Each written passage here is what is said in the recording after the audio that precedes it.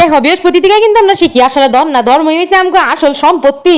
তবে আজকাল কি এগুলা মানে? হ্যালো এভরিওয়ান, আজকে আমি তোমাকে শিখামু বৃহস্পতিবারে করা দুইটা টিপস। এই দুইটা টিপস আমি প্রত্যেক বৃহস্পতিবারে করি, আর যার লিগে আমি এত এত পজিটিভ থাকতে পারি তুমগো লগে। আর এই দেখো এখানে সকালের বেনু এখনো বাজেই নাই, আর আমার দেখো কাঁচা ধোয়া নেওয়া সব হয়ে গেছে। আমার কিন্তু 5টার আগে সবকিছু কইরা লইতে লাগে।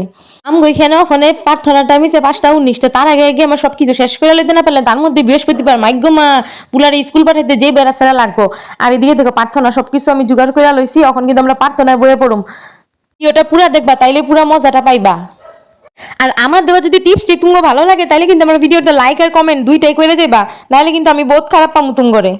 চলো প্রার্থনা করে লই, তারপরে তুমগো লগে আরো বাকি কথাগুলি কমু।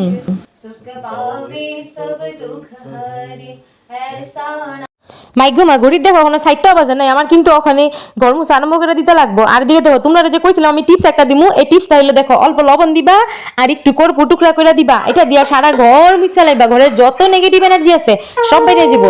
আর এই জলটা কিন্তু কোনো না লাইবা, বাথরুমের দিকে ফালাই ভালো করে জল ঢাইলা লাইবা।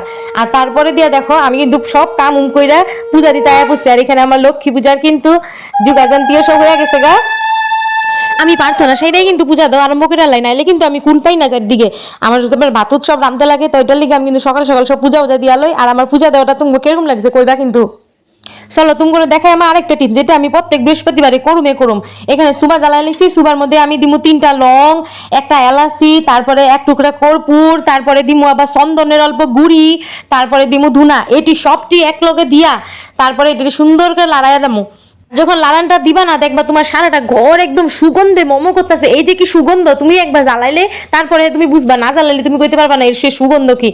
আর এটার তোমার মন পুরো পবিত্র করে লাগবে, আমি কইলাম না। তারপর তুমি যখন পাঁচালিটা পড়বা তোমার মনে যে কি শান্তি কি শান্তি।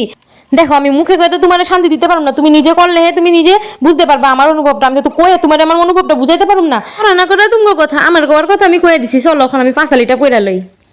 শুনো শুনো সর্বজন অতি ভক্তি ভাবে, লক্ষ্মী মায়ের ব্রত কথা প্রচারিত ভাবে, গুরুবারে ভক্তি ভাবে যত নারীগণ। তবে আমি কিভাবে জানো লক্ষ্মী পাঁচালি পড়লেই শুধু শুধু আমরা লক্ষ্মী হয়ে যাবো না। বর্মা যেগুলো কইরা গেছে পাঁচালিতে যেগুলো লেখা আছে এটি কিন্তু আমরা মন দিয়া করতে লাগবো, তাইলে আমরা সংসারটা সুন্দর হয়ে